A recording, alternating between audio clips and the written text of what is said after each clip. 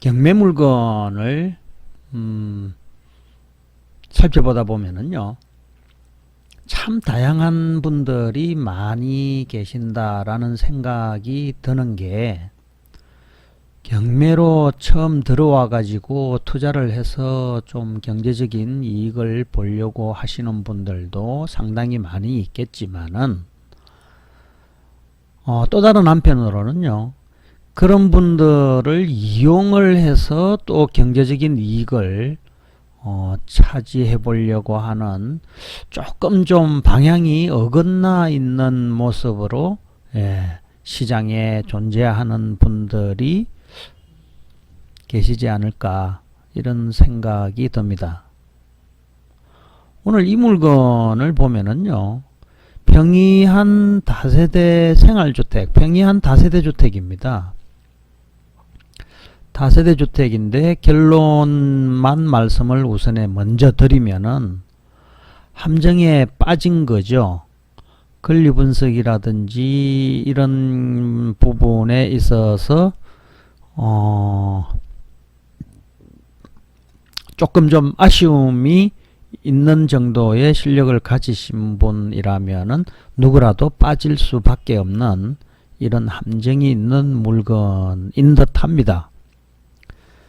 뭐 제가 가보지도 않고 이런 이야기를 함부로 하는 것은 뭐 올바르지 않다고 누군가가 말씀을 하시면은 그 말씀도 충분히 공감을 하는데요. 근데 이 사건은 벌써 진행된 지가 1년이 넘어가고 있는데요. 입찰하신 분들이 두 분이나 이렇게 계시는데 다 대금을 미납을 하고 보증금을 몰수당한 사례가 보이네요. 그렇다면은 이런 물건은 왜 이분들이 감정가 대비해 가지고 66%, 74% 이렇게 낙찰을 저렴하게 받고도 미납을 하고 안타깝게 보증금을 몰수를 당했을까를 생각을 해보면은요, 함정의 내용이 좀 치밀하다는 생각도 좀 들기도 합니다. 물론 이게 함정일 수도 있고 자연스럽게 만들어진 권리관계일 수도 있습니다. 제가 좀 선입견으로 함정이라는 표현을 했을 수도 있겠죠.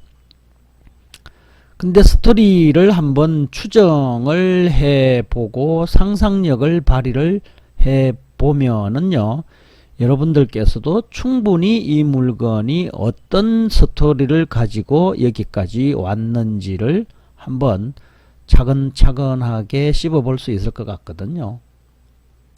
감정가는 2억 4,200만 원입니다. 건물 면적은 18평이고 다세대 주택, 다세대 생활주택이네요. 청구액은 2억 2,500만 원으로 임의경매로 경매가 진행된 것이고, 2017년부터 경매가 진행됐네요. 2017년 여기 10월 26일부터 경매가 진행됐습니다. 그런데 2017년 10월 달에 경매가 개시가 됐다는 것은요, 경매 신청을 언제 정도 했을까요? 한번 추측을 한번 해보시면 어떨까요? 제가 볼 때는 2017년 아마 6월달이나 7월달, 8월달 이쯤에 경매를 신청을 하면은 경매 개시일이 10월달 정도에 잡힐 거라고 저는 생각을 하거든요. 근데 이 물건에 건저당을 가지고 있는 건저당권자, 즉 경매 신청자는요, 건저당을 언제 했습니까? 2017년 4월 달에 했네요. 불과 건저당을 한 지 4개월도 채 안 되어서 임의경매를 신청한 것으로 보이네요. 그리고 건저당 한 날짜에 2017년도 4월 11일 날 동일한 날짜에 전세권도 3천만원 설정을 합니다. 근데 이 물건은 소유자가 2017년 3월 13일 날 소유자가 소유권을 취득을 하게 되고요. 취득을 하면서 있었던 뭐 누군가가 세입자가 여기 보이네요. 이 전입자는요, 2015년 11월 11일 날 전입한 것으로 확인이 됩니다. 그렇다면은 이 물건의 채무자, 즉 소유자는요, 이 임차인이 있는 상태에서 이 물건을 매수를 한 것이네요. 그죠? 그런데 임차인이 있는 상태에서 2017년 4월달 소유권을 이전받은 지 한 달 만에 채권자가 2억 2,500만 원을 건저당을 설정을 하고 같은 날 전세권도 3천만 원 추가로 설정을 하네요. 그런데 이 물건은 가격이 2억 4천 정도의 금액입니다. 그렇다면은 굳이 건저당이 설정되어 있는 등기부까지 자세히 보지 않더라도요. 경매가 진행되어 있는 날짜별 프로세스를 한번 추측을 해보고 또 이 전입자, 이 세입자요. 이 세입자가 전입되어 있는 날짜도 추측을 해보면은 비교를 해보면은요. 이 건저당권자는 말소 기준 권리에 해당은 되지만은 요 임차인은 어떻습니까? 전입을 하고 대항력을 갖추고 있죠. 그런데 대항력을 갖추고 있는 상태에서 이 건저당권자가 2억 2,500만 원을 설정을 하고 전세권도 또 3천만 원을 설정을 해서 같은 집에 똑같이 여기 2017년도에 전입을 한단 말입니다. 정상적인 내용이라면은요.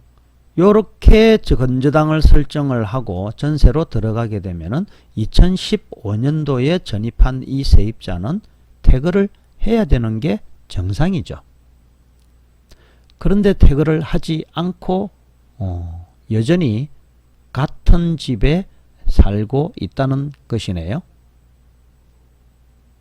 자, 그렇다면은 이러한 상황을 보고 이 대항력 있다고 보이는 이 세입자가 만약에 대항력이 없다고 생각을 하고 입찰을 들어가면은요. 실질적으로 또 만약에 없다는 것이 드러났다 그러면은 상당히 저렴한 가격으로 이 물건을 낙찰을 받은 거겠죠. 그런데 낙찰받고 자세하게 가서 살펴봤더니 어떤 새로운 권리관계를 몰랐던 권리관계를 확인할 수 있었겠죠. 그래서 똑같이 미납을 한 것으로 생각이 듭니다. 여러분들 같으면은요, 이 세입자가 월세로 있는 것이라고 상황이 든다 손 치더라도 뭐 월세로 있으니까는 뭐 얼마 크게 부담해야 될 내용은 별로 없지 않을까 이런 생각을 할 수도 있거든요. 근데 이 관계를 유심히 한번 살펴보고 상상을 한번 해보면은요. 어쩌면 처음부터 이런 스토리를 만들어 놓고 경매로 넣은 것이 아닐까라는 생각이 드는 것은 저만의 지나친 상상력이고 저만의 지나친 비약일까요? 이 물건은요. 건저당권자는 2억 2,500만 원을 받지를 못하게 되면은 이 물건 자체를 경매를 넣지도 않았을 겁니다. 정상적인 상태라면은요. 여러분들께서 이런 스토리만 가지고도 충분히 권리 분석을 통해서 함정에 빠지지 말아야 된다는 말아야 될 이유가 있겠구나라는 것을 스스로 짐작하고 찾아낼 수 있어야만이 이 험난한 경매 투자 시장에서 실수를 줄이면서 투자를 해 나갈 수 있게 되지 않을까요? 어쨌든 이 사건에서는 몰수된 금액만 하더라도 제가 보건대 약 3천만 원 정도가 넘는 3천만 원이 넘는 금액이 아니죠. 한번 이렇게 유찰이 되고 다시 나왔으니까는 거의 4천만 원에 육박하는 금액이 몰수된 보전금이 확보가 되어 있네요. 여러분들 생각에 이런 물건을 다시 들어갈 생각이 있을까라고 한번 여쭤본다면요. 요 앞에 미납하신 분들이 있으니까 미련 두지 않고 다른 물건을 보겠지만은 이 미납한 물건이 미납한 사례가 없었다고 생각을 한다면은요. 요렇게 만들어진 권리관계에서 여러분들께서도 이런 미납의 주인공이 안 된다는 보장도 없지 않을까요? 저 역시 마찬가지입니다. 그래서 항상 투자에서는 매와 같은 눈초리와 매와 같은 눈초리와 눈매로서 머리로서 물건을 살펴봐야 되지 않을까. 스토리를 한번 충분히 검토를 해보고 난 뒤에 입찰을 판단해 보시는 것이 현명한 투자 방법이 아닌가라는 그런 생각이 들어서 오늘은 이런 함정 같아 보이는 이런 물건에 관해서 한번 여러분들하고 이야기를 나눠봤습니다.